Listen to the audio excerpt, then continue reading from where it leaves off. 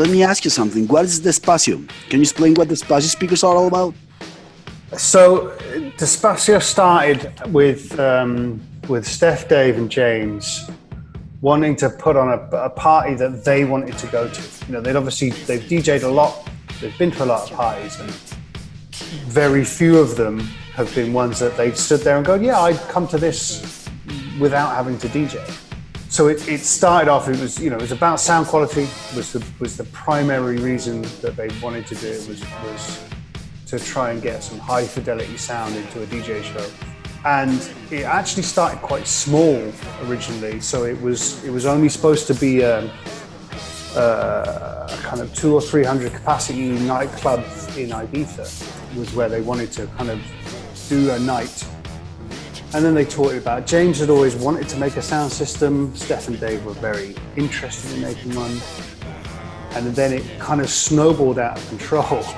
Well, not out of control, but it became something very big very quickly once we had the venue in the UK booked in Manchester, and then the kind of capacity went to about 1,200 people. So the sound engineer or the designer of the sound system kind of turned around and was like, oh, well, what we're designing now is too small. And then it got bigger, and then they had to find, like, they were talking about the amps, and somebody turned around and went, oh, I've got a contact at Macintosh. So then Macintosh got involved, and that kind of defined the look of the sound system, because they wanted their amps up front and center. And it kind of became what it is now, which is this giant 7-stack monster.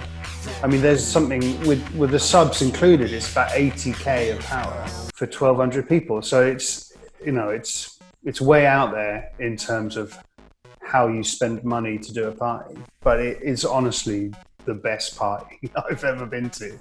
It's amazing. I mean, it's incredible. It sounds like nothing sound out there, but it definitely captures the idea behind playing a record at a DJ gig rather than a USB stick.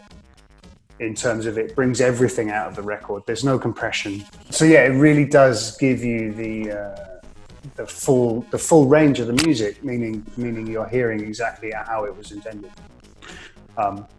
I can't wait to do another one. I really can't. I can't wait to do another one. Chris, but it's super analog. All the sound system is super analog, right? Yeah. Okay, I know what you mean, but yeah, but there's a lot of.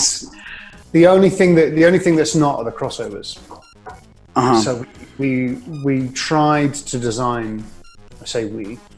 John, who's the designer, tried to get an analog crossover done in time, but we just didn't have the time or the budget to pour it in. And it's lucky we did, because we wouldn't have been able to work the way we've been able to work in terms of showing up to places and adapting the tuning of the rig to the space quickly.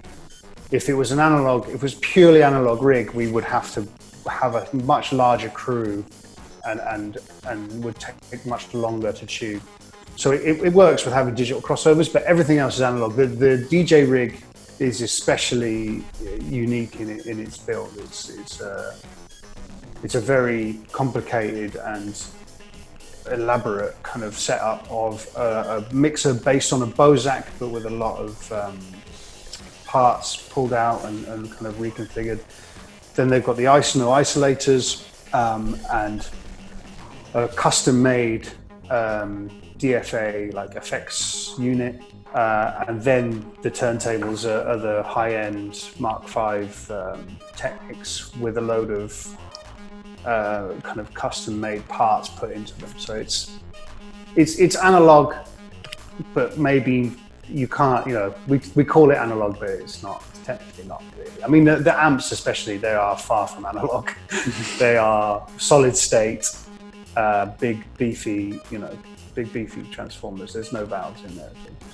Well, it sounds like, and it looks like. It definitely looks homemade. Yeah, it looks straight out of the 70s. And that was probably something that I had a big part in. That I originally got brought into the Despacio team to do the carpentry.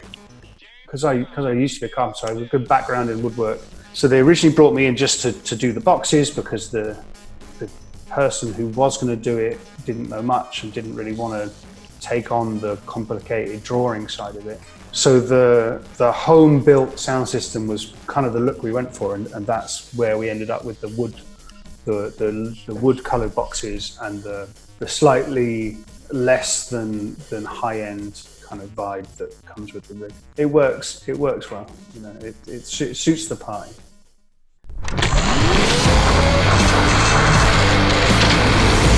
Estás escuchando Elepé Podcast.